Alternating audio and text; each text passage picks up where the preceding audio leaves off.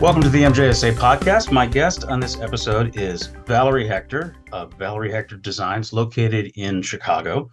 You can find Valerie's work featured in the September 2022 issue of MJSA Journal in the feature article called Bead Weavers, where we highlight not only Valerie's work, but we focus on how two other modern day bead artists are helping to evolve the ancient craft. We'll have that and other information and links in the show notes page, which you can access at podcasts.mjsa.org. So without further ado, Valerie, welcome. Thank you. I'm happy to be here. Well, we're glad to have you. You had an early interest in beads and beading work, but you first went to college to study anthropology, sort of with your sights on an academic career, but you ended up leaving the PhD program there. And you were instead found your way through different circumstances, I'm sure, into a local jewelry shop. How did the transition come about from your initial career path to the one that you find yourself on now? Well, actually, I was an English major in undergraduate. Oh, okay. And it was I was an anthropology major in graduate school. Got it. So I did 2 years of coursework, and I spent a summer with a Mayan family living in a dirt floor hut in a town, actually the town where Diego de Landa burned the hieroglyphic books. And I forget, was it 1560 or I don't remember what the year was, but it was a little town a few hours south of Merida in the Yucatan Peninsula. And I realized at the end of the summer, many things happened, many good things, some not so good things. I just realized that my heart was not in anthropology.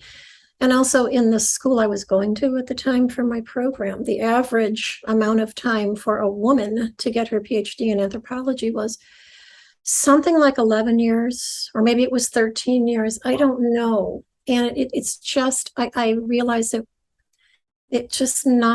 my heart wasn't in it. Now, ironically, many years later, I went back to the same school to study not anthropology, but Chinese history and Chinese art.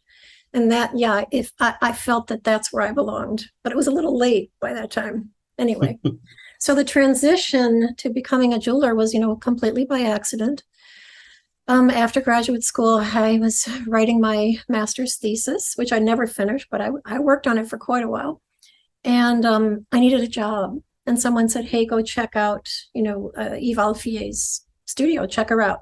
At that time, Eve, who was a great goldsmith, amazing, was still working out of her home. She had a bunch of us working in her basement, right? So she said, yeah, you can, come on, I'll teach you some metalsmithing. You be my gallery manager. There was a gallery in the basement.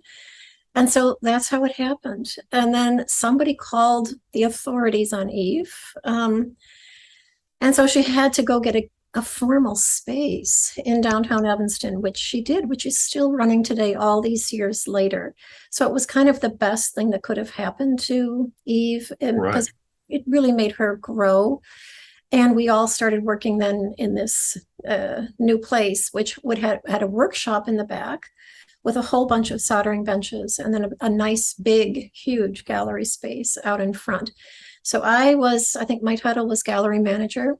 And then I would watch the other jewelers soldering and things like that, and solder a little bit on my own and just learn by observing. So I did that for a year and a half. And so when do beads sort of start to enter into this? Is it something that you sort of stumbled on also? Like, was it part of the work you were doing there? Was it something that you had been interested in before and then decided to sort of revisit? Well, I grew up in the 60s, and most little girls in the 60s had beads. Okay.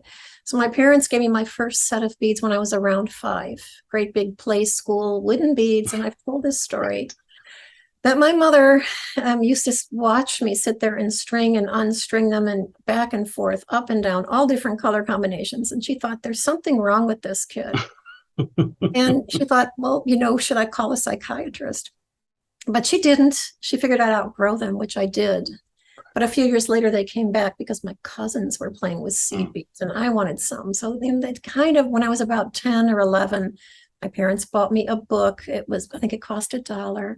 It showed techniques from around the world. and pieces from around the world, pieces of beadwork.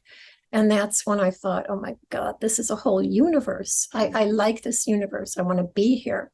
Let's talk a little bit about your creative process when it comes to coming up with designs.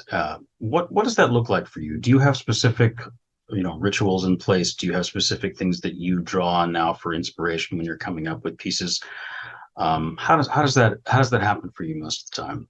Well, I do draw sometimes, and sometimes I just look at parts on the bench that have come together, or I look at one part and I think, well, now that would work for something, and then I just lay out parts together and see if they'll work, and then I try to develop armatures to connect them. I mean, that's kind of my process, there are pieces I make where I make them in multiples, and there are pieces I make that are just one of a kind that I don't know where I'm going or what it's going to become. And I like that. I like not knowing.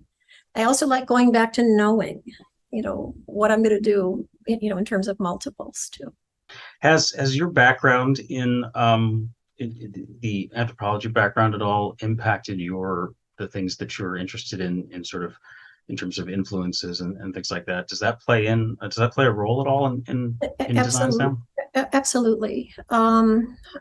There's still a little scholar left inside of me, back from my graduate school days. Sure. And so I still research and write about beadwork mostly from Asia.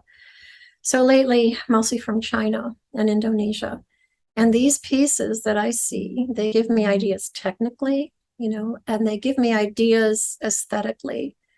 And they just enrich my life, and they make me feel, okay, I'm part of something greater. And I'd like to level up to it. I'd like to contribute. I'd like to add to the dialogue, even though I'll never know these makers, they're anonymous. I'd like to do something that's never been done, that is, up, equal to what they've contributed. So, for instance, with the Lattice Necklace, I've been to China a number of times documenting mainland Chinese beadwork, which is kind of unknown. No, it's really completely unknown. And it was there that I got the idea for lattices, not just because the windows and doors in homes, window screens and door screens used to be made of wooden lattices in all kinds of different motifs, but because I realized I could render them in beads, which had been done up to a certain extent in China. But So, that's a good example though. The lattice necklace that you have that we featured in the magazine, for example. That's one of those things too that require you to basically start inventing some technique. And there were things that you had to do to really sort of figure out, well, this hasn't been done, so how do I do it? Can you talk a little bit about that, having to kind of approach things and figure out how to do something new? well, I'm a beadworker and a metalsmith, and so I'm looking to integrate those materials. There's, all I have is the way I've integrated them in the past, and if one of those ways doesn't work, I do have to come up with something new. So sometimes I do the beadwork first, and then I create a metal armature. Very often I create the metal armature and do a test. See, can I bead around it? Can I bead from it? Can I bead above it? Can I bead below it? So I work in both ways, from the beadwork to the metal and from the metal to the beadwork. And I did both in the lattice necklace, again, not knowing, is this going to work? There's a lot of trial and error, but there's also great joy in trial and error, because eventually you come up with something that's going to work, that's pleasing, that works for the whole piece. Another aspect of what I do is I try to create a clasp that's aesthetically integral and that's easy to use, something that the wearer can just put on, and it looks great, and you just go. You don't need a valet, you don't need a husband or a boyfriend to get it on. It's easy. So I like it when it happens that my clasps work beautifully, blend in beautifully with the necklace, as I think I got lucky in the lattice necklace. And there is a clasp element there that's just a hook and eye, but you'd never know it because it's kind of covered up by a beaded element. Well, Valerie, thank you so much for taking the time to speak with us. And we will, like I said, we'll be adding all of this material to the website. We'll have all the images and stuff that you spoke about, links that we could share as well. So thanks for taking the time to be on the show. Appreciate it. It's a pleasure, Travis. Thank you for doing this. I'm delighted to be part of it.